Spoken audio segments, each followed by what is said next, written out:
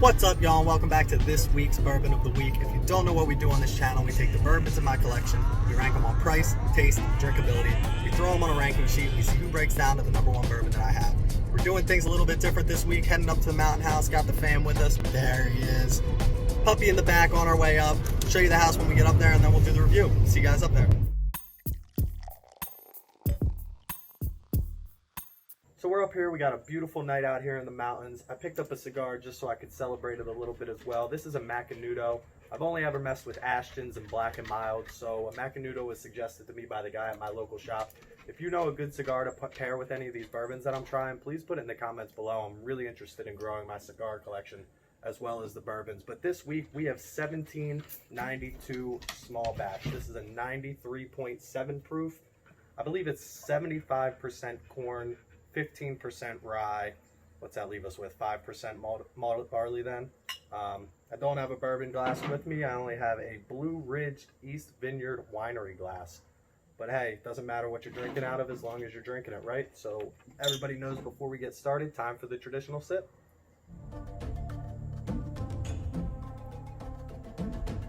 Okay. So I've had a little bit of this bottle before. I haven't drank it in quite some time. Like I said, it is a 93.7 proof, 15% rye, and you can definitely taste that spice on there. But starting off straight with drinkability, this is actually really smooth for a 93 proof.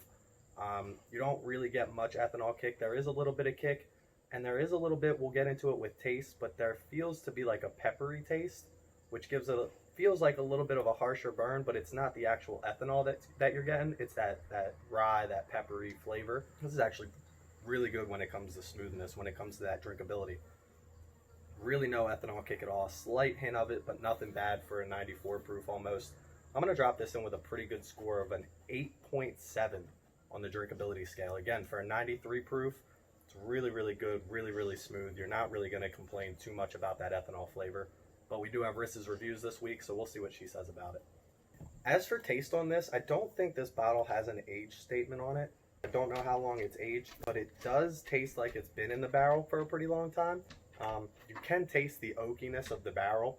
And then the other really weird flavor that I get, it's not even a caramel, it's almost like a mapley, like a syrupy flavor that comes along with this. And it's actually really good. I don't usually like that oaky flavor. There's not much of a smoky flavor, but it does have that oak. It does have the caramel and then that maple flavor. And it's a little bit drier than I thought it would be, only being a 15% rye. It's pretty dry. You can feel it right on the tongue when you sip it. But it does have a good taste. Overall, well balanced between the flavors. There's nothing overwhelming the other one.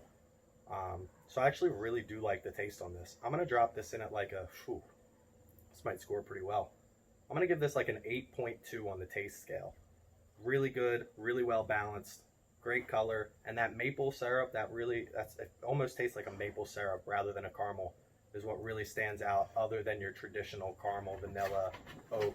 There's not much smoke to it, but pretty good score on the taste scale. I don't hate it. I actually love it a lot. As for price on this only runs $27.99 here in Pennsylvania, so for a $28 bottle, being that 93.7 proof, we'll call it 94 proof. Really good drinkability, really good taste, overall well balanced. I can't complain about a $27 price tag at all. And the greatest part about it is the flavors stick around. You don't have to continue to sip and sip and sip.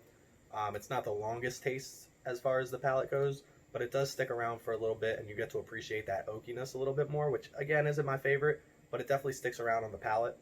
So for 27 bucks, keeping all that in mind, I'm going to give this a pretty good score on price. I'm going to give this like an 8.6. Let's add those up, and what we're going to get is an average of 8.50, which is actually going to drop it in there second on the list. I really think it belongs up there. I don't remember it being this good the first time I had it. I know a lot of people say when you let the bottle air out, it really does develop a different character, and I think that's got to be true for this one here.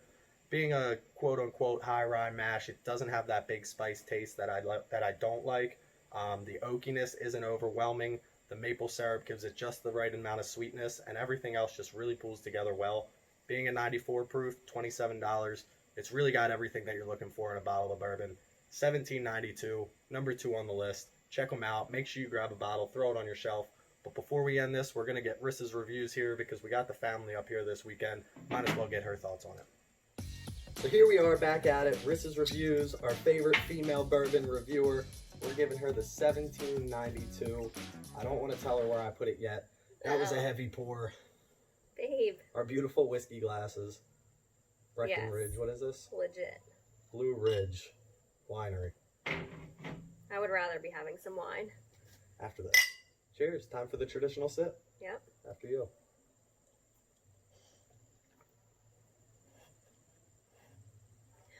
I feel like you make the same face every time you drink it. I know. I expect it to keep getting easier and easier. It's not. I think it's going more downhill. It's going downhill? Yeah. You don't like this one then? Woo! No. If you had to guess the proof on it. 90. 93.7. Woo. 94 proof. There was a bug. Oh, I thought you were excited about guessing that flavor. I don't get that much ethanol taste out of this. You never do. Yeah, I do. Some of them are worse than others. What flavors? I don't even know Bourbon. what flavors there are. I really get a mapley syrup flavor from this. I can see that. That really comes out strong in this. It's like maple syrup vodka or something, like really strong. Or whiskey. I don't know. This is horrible. Horrible? It's not horrible. I just... You think it's worse than the Old Elk, and what else did you have? The and one the Four you put Roses. at number one. Number one. Is it still You're going to be surprised where this falls. Number one. Number two. Stop. Russell's is so good. Russell's fell to number three. No way. You just like Russell's because it's really smooth. Russell has no flavor, though. This has some pretty good flavor. It's well-rounded. You can get the oakiness. Yeah. You get that maple syrup, so it's a little sweet still. There's not a lot of ethanol for a 94 proof, and it's only a $27 bottle. Now, it's not it's not Old Granddad that's only $18.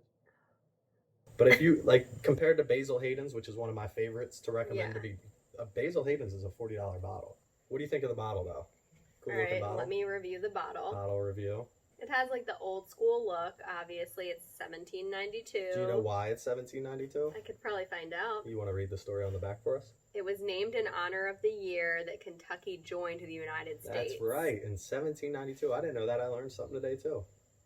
It's a marriage of a few select barrels carefully chosen. That's what a small batch is. By our master distiller. And he's quite the master, if you ask me. Number 2 on the list. Yeah, the bottle's okay. It's not my fave. Okay. You don't like the color scheme? I don't like the top. Kind of gaudy. It's not the little wood top. Alright. So not a fan, huh? No. Alright. I feel like you should select specific bourbons for me to try based on my palate. I think a squirrel just threw an acorn at it. They're coming for you. I'm not a big fan of squirrels. What is your palate? Not bourbon. I would have to select vodkas. But Russell's that type. Russell's is high end. It's not. I mean, nice Wild Turkey smooth. knows how to make something that's good. This is made by Barton. Barton? Yeah, it's actually, I've never even heard of the distillery. They actually got in trouble because they tried to name it 1792 Reserve, and Woodford Reserve sued them and won. Oh. Sorry. You take a tiny sip and you let it sit in your mouth. For the first sip. That's how you get the flavors. And then what do you do for the next sip? Just continue to drink it. But just tiny bits at a time? Well, yeah, I'm not going to. I mean, if this is like this, I'll probably finish this in one sip. Maybe 2. That's a lot. I know. There's another bug. So there you have it. Terrible bottle, terrible bourbon. No. Number 2 on the list, though. Number 2. That's where we're going to leave it. I agree with Rissa's reviews that it is not for her. But that's about the only thing I agree with. So there you have it, 1792. It's going to fall pretty low on Rissa's reviews, but it's going to be number 2 on my list right there. I recommend it. If you don't already, go out, grab yourself a bottle, throw it on the shelf. You're not going to be disappointed for $27. But in the meantime, make sure you hit that subscribe button. We just hit 100 followers, so we're doing our next giveaway. I'm thinking a couple of glasses and maybe a bottle of your favorite bourbon if we keep it reasonable. No Pappy Van Winkle. And we'll ship it right to you. We're trying to get to 250 next for our next giveaway. I think we'll get there sooner rather than later. But in the meantime, click that like, click that subscribe. Comment down below what you think I should be trying. If I haven't already put it on the list, we'll see where it falls. Don't drink and drive. Drink responsibly. And as always, wash your hands. Wash your hands. Pandemic ain't over, y'all. Cheers. Cheers. Cheers.